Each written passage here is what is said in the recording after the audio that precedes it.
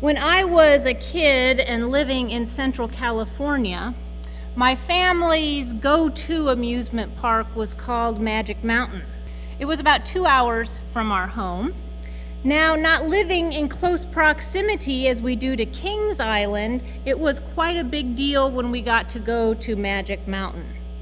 I remember going several times as a kid and always wanting to stay longer. There was another time and place that I would stay in my life. It was almost 16 years ago at Alton Memorial Hospital in Alton, Illinois, when I had just delivered Rachel. I sat holding a little blanket in my arms, and inside the blanket were 2 blue eyes that looked just like my own. The eyes looked straight into mine and said things that I could not hear, but I could feel more clearly than I had felt anything in my life. My daughter. My daughter. I sat up all night, either holding her or just staring at her in wonder. I would like to go back there. I would like to spend some time there again, seeing those eyes. Oh, yes, those eyes are still here, but now they're 15 years old, and they look at many different things. Back then, they just looked at me. Only me. I'm proud of my 15-year-old, but if I could, I would go back to that room, and I would stay there. Or how about the time in the little church in Edwardsville, Illinois, where before I was walking down the aisle with my dad, I looked over and saw the mat surrounding our engagement picture, which all of our friends and family had signed. I knew exactly who we invited to our wedding, but the last time I saw that picture, it was blank. And now, at that moment, it was completely full. It was full like the love that I had for Paul. The piano music was playing. Blake and Christina had just escorted each other down the aisle. And there, as my dad came to walk me down the aisle, I was overcome with emotion and I began to cry. As I rounded the corner into the sanctuary, I saw all the people who had signed that picture, who came just 4 days before Christmas to witness our exchange of vows. And there, at the end of the aisle, I saw Paul, standing stiff and nervous as a statue, and yet he looked at me tenderly, and he smiled. It was so magical. I would go back there again, too. Oh, my groom is still here, over 17 years later, but I would still go back. I would stand at that altar forever, looking into his eyes and feeling the way that he made me feel that day. As wonderful as it is here, I would go back there in a minute as well. There are many other moments in my life that I would go back to. They are those magical times in our lives that we never forget.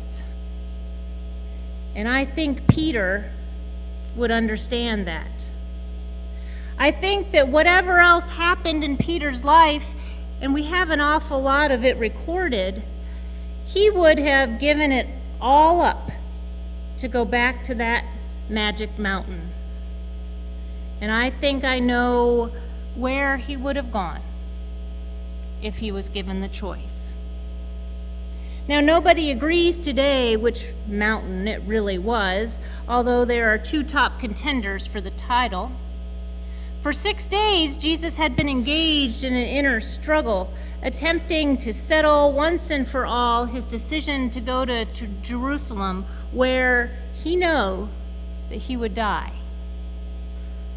When there was any religious critical question to be settled, Jesus took Peter, James, and John apart from the rest of the disciples and went to a high mountain for a retreat. He needed their company, their comfort, and their support as he was about to lay his life on the line. Was he doing the right thing? Had he interpreted the will of God for him correctly? Was he really God's Messiah? And if so, was this what God wanted him to do? I'll leave it to the theologians to explain just exactly what happened up there on that mountain, and I will just relay what as Matthew tells it. When the four of them reached the top of the mountain, it happened. While they stood there together, Jesus' face began to change. He began to glow or shine like the light of the sun. His clothing lit up like a detergent commercial. Then suddenly, there were two more people standing with them. There stood Moses, and next to him Elijah. And Peter became overwhelmed. He made his decision right then and there. He blurted out to Jesus, "Lord, this is so wonderful. How about I build some shelter up here and we just stay?" But before he could finish his sentence, God interrupted and drove Peter, James, and John to their knees. And when they looked back up, it was over. Even though Jesus had started toward the trail back down the mountain, I think Peter would have stayed. It happens that way sometimes. Those magical moments that you just wish would never end. Those times that are so meaningful and special that you just want to stay in that moment. Some here this morning might haven't even had that kind of experience here in this very church. That time in your life when suddenly you knew who Jesus was and found that everything in the world looked differently now that you recognized him. Suddenly, everything made sense, and the things that didn't make sense don't matter anymore. And you really wish that you could stay right there. Let's not go back down the mountain where all those people are wanting all that stuff. Let's just stay up here and visit with Moses and Elijah and hear a bit more from God. Some of us have had that magic mountain experience and have not wanted to come back down. Because coming back down from that mountain is hard, isn't it? Most people don't understand what happened up there. And the more you try to explain it, the more they just smile that smile at you. Some people do understand because they've been up there before too, but it was a long time ago and they have forgotten what it was like. Or more frightening, they have decided that the trip really hadn't made any difference in their lives. And we don't want to be like them. And yes, it is hard down here. Things aren't as magical down here. There are noises here that don't exist on that mountaintop. We are asked to do things down here that no one up there asks us to do. We have to make decisions down here that just never come up on the mountaintop. So some of us decide to go back up to the mountain and stay where it's much easier. On the mountaintop, we can enjoy the rush of the experience and the view without being bothered by what goes on down below. We aren't troubled by the valley's big decisions and temptations. That magic mountain is the place to be. How often the church seeks not to seize the moment, but freeze the moment. Typically, it is some moment of glory in the congregation's life, some fond memory of a person, of a practice, or even of a program. In his book, God in Flesh Made Manifest, Mark Radicke tells of a clerical acquaintance of his who shares this story. When I came to my last congregation as associate pastor, I collected some bruises as a result of running headlong into a few booths that had been erected along the way. One I remember especially well. It had to do with a particularly cohesive group of young people who had just graduated from high school, thus concluding their involvement in the congregation's youth group. This was a special group. They were blessed and they were a blessing. People recalled their energy. Their enthusiasm and their commitment was obvious and appropriate fondness. And then some would go to say, "There will never be another youth group as good as that one." Wham! Peter couldn't have built a better booth himself, could he? We know a moment of glory when we see one, and when we see one, we want to seize one. And when we seize it, we want to freeze it.